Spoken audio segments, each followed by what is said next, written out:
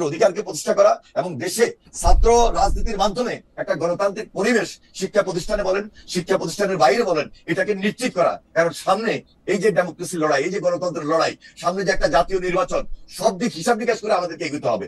আমরা শুধু এখানে আমরা কিছু পেলাম না, এর মধ্যে আমরা সীমাবদ্ধ থাকতে চাই না। আপনি চমৎকার বলছেন, খালি আপনার কি একটু ব্যাকগ্রাউন্ড দিয়ে খালি ওই জায়গাটার মধ্যে একটু নিয়ে যাই, গুপ্ত ভাবে সংগঠন করা। যেমন আমি সবকিছু আমার দিয়ে বিবেচনা করি, তো আমি এখন ভাবলাম আমি ঢাকা বিশ্ববিদ্যালয়ের ছাত্র আছি, এখন আমি গুপ্ত ভাবে একজন মানুষ আমাকে আমি দেখলাম যে সে এতদিন ছাত্রলীগ করতো, খুব মিছিল টিছিল দিতেছে, তাহলে তো আমি যদি ব্যাপারটাকে বিবেচনা করতে পারি, আমি প্রথমেই তো ওকে বাদ দিব যে ও আসলে মুখে এক মনে আরেক, বা ওকে তার আমি আর বিশ্বাস করবো না। কিন্তু এই ক্ষেত্রে করতেছে উল্টা, ওদেরকে আরো লোক ভালোবাসতেছে, ভালো করেছে ছাত্রলীগের মধ্যে থেকে এগুলি করেছে, সেটা হয়তো এখন সবাই ভালোবাসতেছে, এর রেজাল্ট ভবিষ্যতে কিন্তু ভালো না। এই কারণে ভালো না, কারণ দেখেন জুলাই আন্দোলনে যারা নেতৃত্ব দিয়েছে আমাদের বৈষম্য বিরোধী ছাত্র আন্দোলনের, সেখানে অনেক ছাত্রলীগের ছেলেরাও শেষ পর্যন্ত এসেছে এবং শিবিরের যারা করেছে তারাও কিন্তু নেতৃত্বে চলে গিয়েছে। আজকে সেই বৈষম্য বিরোধী ছাত্র আন্দোলন যদি ঢাকা বিশ্ববিদ্যালয়ে ডাকসু নির্বাচনের নেতৃত্ব আসতো, তাহলে আমাদের দেশবাসী বা আমরাও মনে করতাম যে একটা পজিটিভ আন্দোলন যারা করেছে, নেতৃত্ব দিয়েছে, আমরা সবচেয়ে বেশি খুশি হতাম। জুলাই আন্দোলন যারা করেছে, বৈষম্য বিরোধী আন্দোলনের যারা নেতৃত্ব দিয়েছে, এই যে জেনারেল স্টুডেন্টের মাধ্যমে একটা সংগঠন গড়ে ওঠা, তারা যদি ডাকসুতে না আসতে পারে, উমামা ফাতেমার মতো নেতৃত্ব যদি না আসতে পারে, বা আমার ছাত্র দলের যে জুলাই আন্দোলনের নেতৃত্ব আজকে আবিদ দিয়েছে, তারা যদি না আসে, তাহলে আমরা বুঝে নিব যে এখানে একটা ভয়ঙ্কর অপরাজনীতি কাজ করেছে। ভয়ঙ্কর অপরাজনীতি। আপনি এটা বললেন, আমি জুলাই আন্দোলনের অন্যতম মানে মাস্টারমাইন্ড বলবো না, কেমন জানি শব্দ, কিন্তু সাকিব ভাই একদম সবকিছুতেই একদম সামনে থেকে ছিলেন। পরবর্তীকালে টেবিল ডিসকাশনে উনি অনেকটা বড় ভূমিকা পালন করছেন। সাকিব ভাই, জুলাই আন্দোলনের কথা আমিও ছিলাম সেখানে। আরে হ্যাঁ, আপনিও ছিলেন ভাই, সরি, এবং ছাত্র রাজনীতির গাইডেন্সও ছিলাম, রাইট, গাইডেন্সও ছিলেন। কিন্তু ঘটনা হইতেছে আপনারা যখন আটকে গেছেন, এই কথা কি ঠিক? আমাকে আসলে অনেকেই বলছেন যখন আসলে জুলাই আন্দোলনটা এক জায়গায় আটকে গিয়ে থমকে পড়ার পরিস্থিতি সৃষ্টি হয়েছিল, তখন সে আন্দোলনটাকে বেগবান করেছে আসলে এই ছাত্র শিবিরের লুকিয়ে থাকা, যারা ছাত্রলীগে লুকিয়েছিল, এই সাদিক কায়েম বা এই যে এরাই এই আন্দোলনটা বেগবান করছে, এবং তারা যদি এটাকে সামনে না নিয়ে আসতো, তাহলে আপনি এই আন্দোলনটাতে আসলে জিততে পারতেন না। ব্যাপারটা কি এরকম? সেজন্য জুলাই আন্দোলনের মূল ক্রেডিট তাদের দেওয়া হচ্ছে, যেটা তাদেরকে দেওয়া হয়নি বলে তারা আফসোস করতেছেন। আপনি কি মনে করেন? দেখুন, এই যে ক্রেডিটের রাজনীতিটা, এটা অনেকেই করেন এবং ক্রেডিটের রাজনীতিটা নিয়ে যাওয়ার চেষ্টা করেন, এবং কাউকে একবার হিরো বানান, তারপরে আরেকজন হিরো হতে দেখি আমরা বিভিন্ন জনের বয়ানে। তাদের সাথে কে যোগাযোগ রেখেছে সেটার দ্বারাই তিনি পুরোটার আন্দোলনের ক্রেডিট এবং হিরো হয়ে যাচ্ছেন, তিনি মেটিকুলাস ভাবে করে ফেলছেন। এরকম ভাবে আমরা ফেসবুকে অনেকগুলো তর্ক হতে দেখেছি। এই পুরোটাই হচ্ছে জনগণের রাজনীতি নানাভাবে মানে বেহাত করার, দখল করার এক একটা পুরনো প্রক্রিয়ারই ধারাবাহিকতা। আমরা এই জনগণের যে ভূমিকা, ঐতিহাসিক ভূমিকা, বিভিন্ন অভ্যুত্থানে, আমাদের মুক্তিযুদ্ধে, এই যে তাদের জনগণের ভূমিকা ব্যাহত হয়ে কতিপয় ব্যক্তি অথবা গোষ্ঠীর হাতে যে সমস্ত ক্রেডিট জমা হয়, এটার আমরা বিরোধী। কেননা এইভাবে কোনো গণ অভ্যুত্থান সংগঠিত হয় না। জনগণের প্রতিরোধটাকেই বিভিন্ন অংশে, সেখানে যেমন বিএনপি ছিল, জামাত ইসলামী ছিল, গণসংহতি আন্দোলন ছিল, গণ অধিকার পরিষদ ছিল,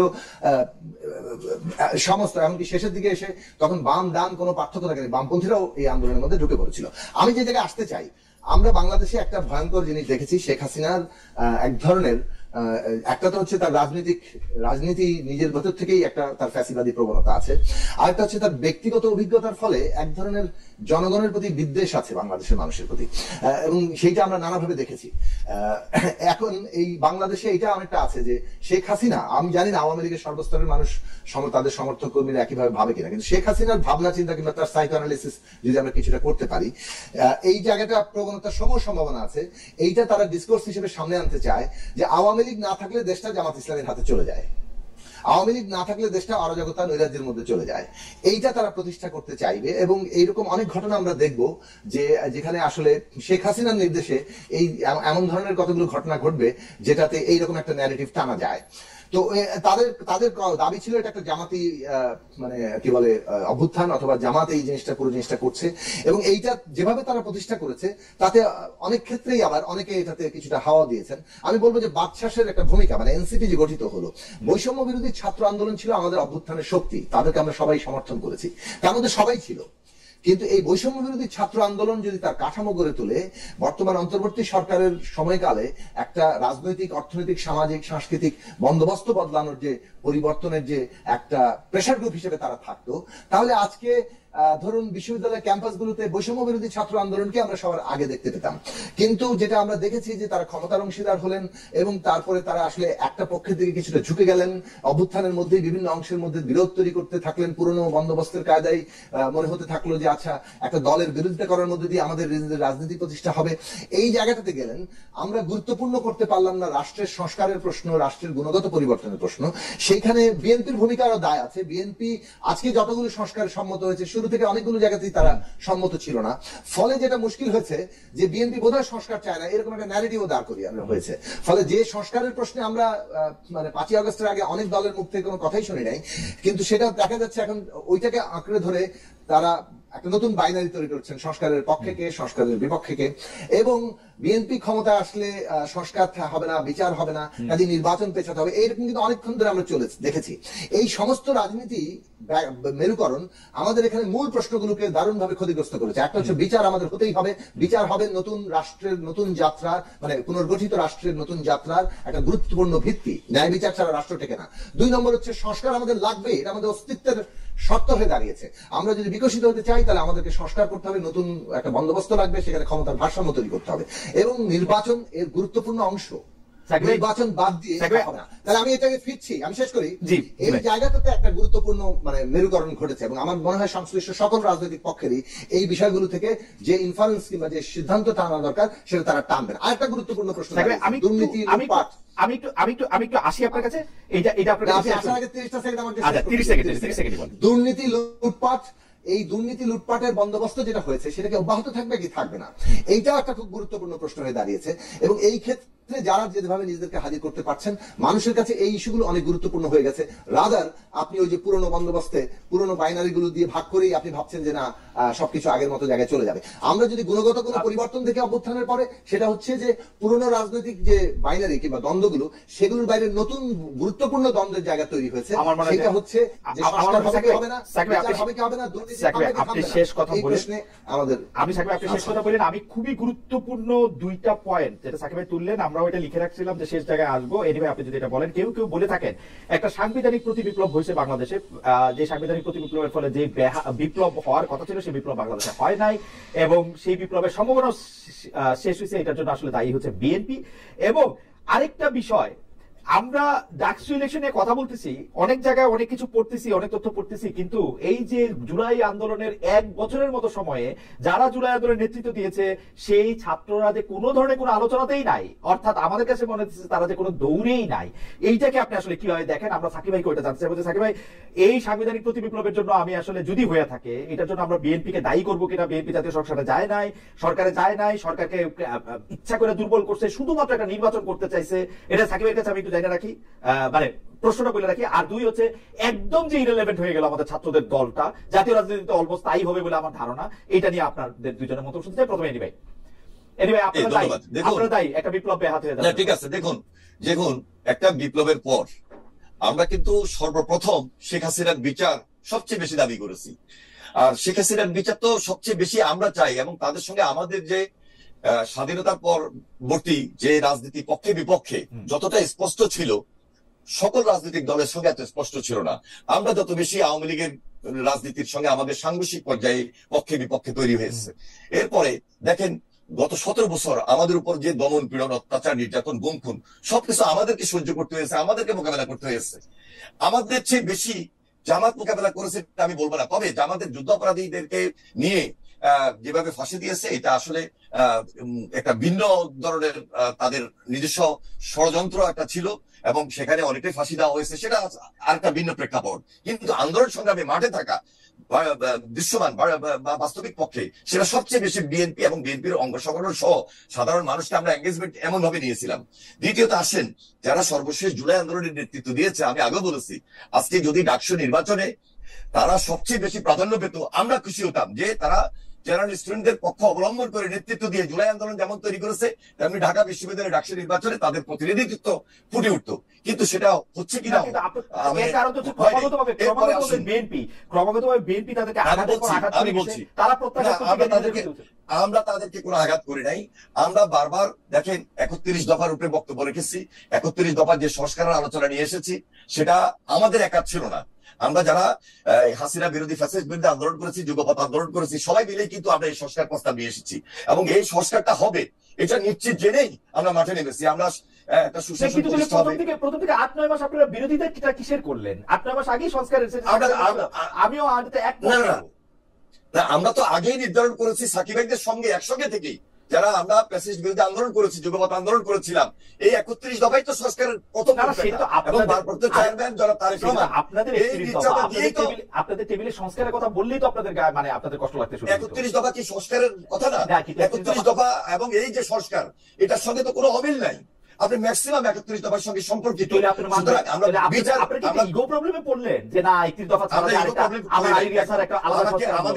আমাদেরকে বারবার ব্র্যান্ডিং করার চেষ্টা করেছে যে আমরা ভারতের সঙ্গে, ইন্ডিয়ার সঙ্গে একটা মনে হয় যে আমাদের একটা সম্পর্ক, এটা কিন্তু ওই যে সোশ্যাল মিডিয়ার মাধ্যমে আমাদেরকে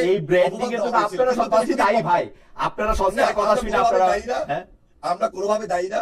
আমরা সরাসরি ভারত যে এই যে বিগত সরকারকে 2014 নির্বাচন বলেন, 2018 নির্বাচন বলেন, 2024 নির্বাচন বলেন এবং আমাদের উপর অত্যাচার নির্যাতন করে ক্ষমতা টিকিয়ে থাকা, এটা ভারতের সহযোগিতা হয়েছে। তাহলে আমরা কেন ভারতের সঙ্গে থেকে আজকে আমরা তাদের বিচার চাইবো না? আমরা তাদের যেমন বিচার চেয়েছি, তেমনি আমরা ভারত মুক্ত একটা সুন্দর পরিস্থিতি, বাংলাদেশি জাতীয়তাবাদের রাজনীতি বাংলাদেশে বসে সৃষ্টি করা যায়, সেই দিকে আমরা প্রাধান্য দিয়েছি। আমরা নির্বাচনটা চেয়েছি একদিকে হলো আপনার বিচার, আরেকদিকে সংস্কার এবং পাশাপাশি যেটা বাংলাদেশের মানুষের সেন্টিমেন্টের মধ্যে ছিল, নির্বাচন ছাড়া বাংলাদেশে আজকে যে একটা সরকার চলতেছে, এই সরকার আপনি দেখেন, আমি বলবো না যে শতভাগ খুব ভালো করে ফেলেছে, কিন্তু একটা অনির্বাচিত সরকার কতদিন থাকবে এবং থাকতে গেলে কত রকমের সমস্যা আছে, সেই সমস্যাতে আমরা জর্জরিত। বাস্তবিক পক্ষে আজকে যারা সরকারে আছে সেখানে বৈষম্য বিরোধী ছাত্র আন্দোলনের 2-4 জন নেতৃত্বে যাওয়ার কারণে কিছুটা ট্যাগ তাদের গায়ে লেগেছে এবং এই ছাত্রদের নেতৃত্বে যারা ছিল তাদের ভাবমূর্তি একেবারে ক্ষুণ্ণ হয় নাই তা না। সুতরাং আমরা মনে করি যে আজকে ইসলামী ছাত্র শিবির যে কন্টেস্টিং পর্যায়ে ঢাকা বিশ্ববিদ্যালয় নির্বাচন ডাকসুতে এসেছে, সেটা হয়তোবা আমাদের জন্য খুব সচেতন হওয়ার একটা ব্যাপার আছে। আরেকদিকে খুব অ্যালার্মিং আগামী জাতীয় নির্বাচন এবং আগামী দিনে আমাদেরকে এই দেশে গণতান্ত্রিক অবস্থানকে সুসংগত রাখার ক্ষেত্রে খুব বেশি সতর্ক এবং সজাগ থাকার ব্যাপারে খুব বেশি মনে করিয়ে দিয়েছে বলে আমি মনে করি।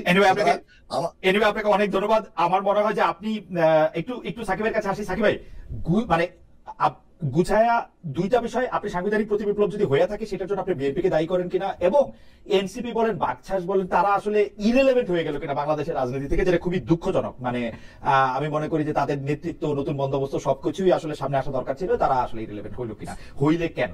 সাকিব ভাই, আপনি একটু সংক্ষেপে উত্তর দেওয়া খুব সহজ নয়, তবে চেষ্টা করি আমার মূল কথাটা বলার জন্য। প্রথমত, এই যে গণ অভ্যুত্থান আমরা 24-এ করেছি, এইটা একটা কালেকটিভ কিংবা সমষ্টিগত অভ্যুত্থান, মানে জনগণের অভ্যুত্থান। তার মধ্যে যে মানে এই আন্দোলনে যারা আন্দোলনকারী শক্তি সমূহ ছিল তাদের সকলেরই কম, মানে যাকে বলে যে যার যার শক্তি অনুযায়ী সেখানে অংশগ্রহণটা ছিল। এখানে কোন একটা শক্তি একক ডিটারমিনিং ফোর্স হয়ে উঠতে পারেনি। সাধারণত বিপ্লবী অভ্যুত্থানগুলোতে দেখা যায় যে যেটাকে আমরা বড় বড় বিপ্লবের জায়গায় একটা নেতৃত্বকারী শক্তি তৈরি হয়, যারা মোটামুটি পরবর্তী কোর্স অফ অ্যাকশনটাকে মানে যাকে বলে নির্ণয় করতে পারে কিংবা নির্ধারক শক্তি হিসেবে সেখানে হাজির হতে পারে। তো এখন যদি কোনো নির্ধারক শক্তি না থাকে, তখন অভ্যুত্থানের মধ্যে মানে অংশগ্রহণকারী শক্তি সমূহের মধ্যে কনসেনসাস অনুযায়ী আমাদের পরবর্তী রাষ্ট্র ব্যবস্থা, তার পরিবর্তন সবগুলোকে নেওয়া দরকার।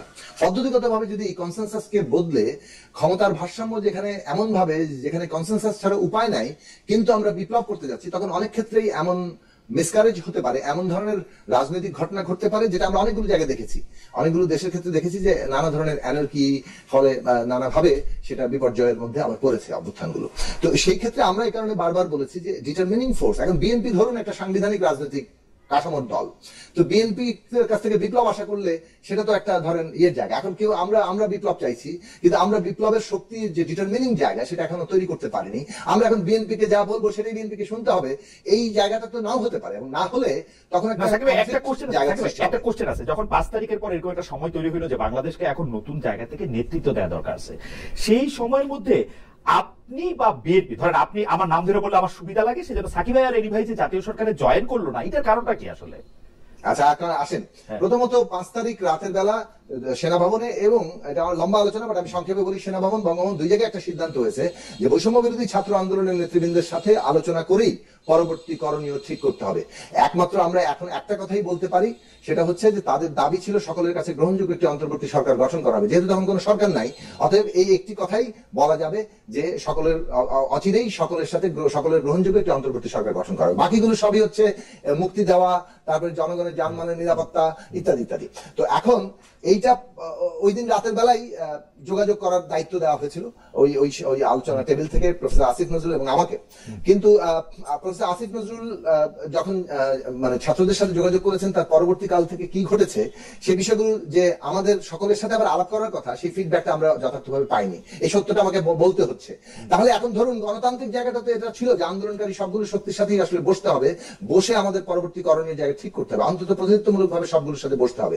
সো আমরা কি করব এখানে? কি এই সংবিধানের অধীনে শপথ হবে, নাকি রাষ্ট্রপতির অধীনে শপথ হবে, না অন্য কিছু হবে?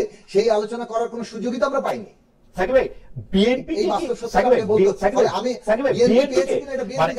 আমি শেষ করি। আপনার গল্পটা শুনছি আপনার মাধ্যমেই, যে আপনার মাধ্যমেই বলা হয়েছিল যে বিএনপি কে জাতীয় সরকারে নেওয়ার জন্য, আপনিও যেন যে সেই জাতীয় সরকারে থাকেন। আমরা গল্পটা শুনছি হচ্ছে এরকম, আপনি বলছেন আপনি থাকবেন না, বিএনপি বলছে বিএনপি থাকবে না, এবং এই কারণে এটা দুর্বল অন্তর্বর্তীকালীন সরকার হয়েছে জাতীয় সরকার না হয়ে। একেবারেই কথাটা বিএনপির কাছে কি প্রস্তাব গিয়েছিল এটা বিএনপি নেতৃবৃন্দ জবাব দিতে পারবেন। আমার কাছে কোনো প্রস্তাবই আসে নাই। আচ্ছা আচ্ছা আচ্ছা আচ্ছা, কিন্তু আমি শেষ করি, তারপরে আমি বলি এনসিপির কথা। দেখুন, আবারও আমি বলবো, এনসিপির জন্য মানে বিশেষত আমাদের তরুণদের জন্য, যারা এই অভ্যুত্থান করেছেন, যারা তরুণরা রাজনীতিতে অংশ নিয়েছেন, যে ধারারই হোক না কেন, তাদের প্রতি আমার অসীম কি বলে যে শুভাশিস। তারা যাতে বাংলাদেশের রাজনীতির ভবিষ্যৎ হাল ধরে, সেইটা আমরা তো চাইবো, কারণ এটা একটা রিলে রেসের মতো। আমরাও তো রাজনীতি করেছি, এখন আমরা একটা মধ্য বয়সে আছি, তারা তরুণরা সামনে আসছেন, এবং তরুণরা রাজনীতির দায়িত্ব গ্রহণ করা মানে হচ্ছে ওই দেশের ওই জনগোষ্ঠীর ভবিষ্যৎ আছে, আমি এটা সত্যি সত্যি মনে করি। সেই কারণে আমরা তরুণদের রাজনৈতিক মানে তৎপরতা এবং সেটার গতিমুখ যাতে ইতিবাচক গণতান্ত্রিক পথে হয়, বৃহত্তর জনগণের স্বার্থের পক্ষে হয়, তার জন্য আমরা চেষ্টা করব। এবং আমরা মনে করি যে এখনো তাদের নানা দিক থেকে ঘুরে দাঁড়ানোর এবং জনগণের মধ্যে যে আশা এবং স্বপ্ন তৈরি হয়েছিল সেটাকে ধারণ করার যথেষ্ট সুযোগ এবং বাস্তবতা রয়েছে। আমি একটু এনি ভাইকে শুনতে চাই। আমরা একদম মানে কোনো প্রশ্ন নাই, শুধু আমি উপসংহারে এনি ভাইকে বলতে চাই, সাকিব ভাই আপনিও একটা 60 সেকেন্ডের উপসংহার দিবেন। সেই উপসংহারে বলতে চাই যে বাংলাদেশের রাজনীতির গতিপথ বা ভবিষ্যৎ কি দেখেন। আমাদের আসলে একটু বিস্তারিত আলোচনা পরে করতে হবে যে জাতীয় সরকার নিয়ে আপনারা কেন গেলেন না, বিএনপির দায়টাও আমাদের বুঝতে হবে, কিন্তু আমি বাংলাদেশের রাজনীতিতে অতিক্রান দিয়ে ভবিষ্যৎ কি দেখতেছেন সেটা একটু এনি ভাইকে শুনতে চাই। সাকিব ভাইকে একটু শুনতে চাই যে আসলে ভবিষ্যতের রাজনীতির গতিপথটা কি, এটা যদি একটু এনি ভাই বলেন, তারপরে সাকিব ভাইকে শুনুন। দেখুন, আমরা বরাবরই বলছি যে আমরা জাতীয় ঐক্যমত্যের সরকার গঠন করতে চাই জাতীয় ঐক্যমতের ভিত্তিতে, এবং সেখানে দ্বিকক্ষ বিশিষ্ট পার্লামেন্টের কথাই আমরা সবচেয়ে বেশি প্রাধান্য দিয়েছি। তাহলে যেখানে নিচের কক্ষে একটা নির্বাচিত সরকার, নির্বাচিত প্রতিনিধিরা থাকবে, এবং উপর কক্ষে শ্রেণীভেদে সেখানে কম্প্রোমাইজ করার মতো জাতীয় ঐক্যমত গঠন করা হবে, সেটাই জাতীয় ঐক্যমতের সরকারের কথা নিয়ে আমরা মাঠে আসছি।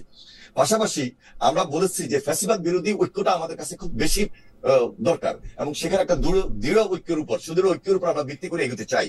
কিন্তু আমরা বিগত জাতীয় ঐক্যমতের মাধ্যমে যে সংস্কার আলোচনা বা জুলাই সনদটা নিয়ে যে আলোচনাটা হচ্ছে, সেখানে অথবা পক্ষে বিপক্ষে আলোচনাটা হচ্ছে ঠিকই, কিন্তু এটার একটা শেষ আছে। এটা শেষ না হওয়া পর্যন্ত আমার মনে হয় না যে কোনো দ্রুত রেজাল্টের কথা আমি এই মুহূর্তে বলতে পারবো। তবে আমার বিশ্বাস যে ফ্যাসিবাদের বিরুদ্ধে লড়াই সংগ্রাম করেছি, অত্যাচারিত হয়েছি, নির্যাতিত হয়েছি, এবং কম বেশ সবাই হয়েছে, এবং এখানে যে জাতীয় ঐক্যমতটা হবে, সেই ঐক্যমতটা আমি মনে করি জুলাই সনদের মধ্য দিয়ে নিষ্পত্তি হবে, এবং এই যে ফ্যাসিবাদ, এই যে হাসিনার দুঃশাসন বা দুর্নীতি, দুর্বৃত্তায়ন, সেখান থেকে আমরা ঐক্যমতের ভিত্তিতে সামনের দিনগুলোতে এগোতে চাই। আমার বিশ্বাস সামনের যে ছাত্র সমাজ, যে তরুণ সমাজ, যে প্রজন্ম, সেখানে আমরা তাদের সম্পূর্ণ সহযোগিতা পাবো, এবং তাদের সম্পূর্ণ সহযোগিতা নিয়ে আমরা এগিয়ে যাব, এটা আমার বিশ্বাস। আর একটা জিনিস বলছি, ছাত্র শিবিরের রাজনীতি আমরা দেখেছি, এখনো হয়তোবা আমাদের এই প্রজন্ম দেখবে, তবে তাদের যে স্লোগান বিপ্লব বিপ্লব ইসলামী বিপ্লব, এখান থেকে সরে এসে একটা গণতান্ত্রিক প্রক্রিয়ার মধ্য দিয়ে রাজনীতিটা করা উচিত, এবং গণতান্ত্রিক প্রক্রিয়াকে তারা অবশ্যই প্রাধান্য দিবেন, এই অভিমত আমি ব্যক্ত করতে চাই। কালকে রেজাল্ট যাই হোক, আমরা আশা করব যে সকল রাজনৈতিক দল, ছাত্র সংগঠন সবাই আমরা আগামীর জন্য আমরা সেটাকে খুব সজাগ এবং সতর্কতার সহিত সিদ্ধান্ত নিব, পদক্ষেপ নিব এবং ঐক্যমতের ভিত্তিতে আমরা আমাদের গণতান্ত্রিক প্রক্রিয়াটাকে এগিয়ে নেওয়ার চেষ্টা করবো। আপনার কাছে শেষ এক মিনিট আগামী রাজনীতি মোটা দাগে প্রথম কথাটা বলি যে আগামী দিনের আমরা মনে করি যে রাজনীতি একদিকে যেমন জনগণের সার্বভৌমত্বর প্রশ্ন, গণতান্ত্রিক ব্যবস্থার প্রশ্ন, আমাদের দেশের সংখ্যাগরিষ্ঠ খেটে খাওয়া মানুষের ন্যায্য হিস্সা পাওয়া, বন্টনের জায়গায় ন্যায্যতা আসা, সেটার প্রশ্ন, এইটা গুরুত্বপূর্ণ চালিকা শক্তি হবে। দ্বিতীয় যে প্রশ্নটা এখনকার একেবারে কংক্রিটলি এই সময়ের রাজনীতির কথা বলবো, যে এটা আমাদের কাছে মনে হয় যে এটা একটা another 1972, মানে অর্থাৎ 71 সালে যুদ্ধের পরে 72 সালে আমাদের যে রাষ্ট্র গঠনের একটা প্রশ্ন এসে দাঁড়িয়েছিল, সেইখানে বিরোধ রাষ্ট্র গঠনকে নানান দিক থেকে দুর্বল করেছে, সংবিধানের ক্ষমতা কাঠামোকে এই জায়গায় নিয়ে গেছে, বরং খুব দ্রুতই আমরা একটা ওই রকম অথরিটেরিয়ান কিংবা স্বৈরাচারী রাষ্ট্রের কিংবা সরকারের চেহারা দেখেছি। এখন আরেকটা মানে পুনর্গঠনের প্রশ্ন সামনে এসছে এবং এত বড় অভ্যুত্থানের পরে এইখানে এসে একই ধরনের বিরোধে জড়িয়ে যাওয়া আমাদের একেবারেই ঠিক হবে না। আমাদের মূল প্রশ্ন দাঁড়াবে আমরা সত্যিকার অর্থে